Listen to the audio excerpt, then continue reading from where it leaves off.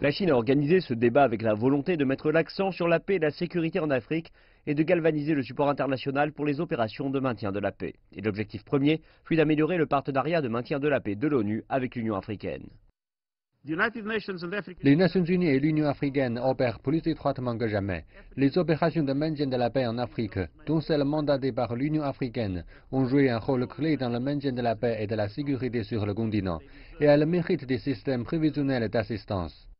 L'appui le plus controversé proposé a été une possible allocation d'un certain type de fonds onusiens pour financer les opérations d'assistance de l'Union africaine. Les nations africaines déclarent que cela s'avère nécessaire pour soutenir les missions de maintien de la paix de l'UA qui ont été approuvées par le Conseil de sécurité. Mais les États-Unis, qui plaident pour un renforcement de la politique fiscale et une restriction opérationnelle, s'y sont opposés. Nous exhortons les membres de ce Conseil à saisir l'opportunité d'adopter la résolution du Conseil de sécurité des Nations Unies, qui sera présentée au cours des prochaines semaines quant aux besoins de l'Union africaine d'accéder aux contributions évaluées de l'ONU pour des opérations autorisées par cette dernière, sur la base du cas par cas.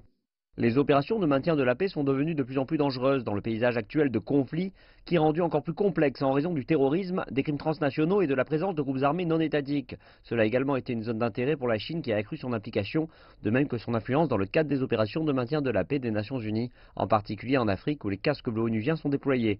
Beijing est devenu l'un des plus gros contributeurs de troupes de maintien de la paix de l'ONU, parmi 5 membres permanents du Conseil de sécurité, et son second principal financier.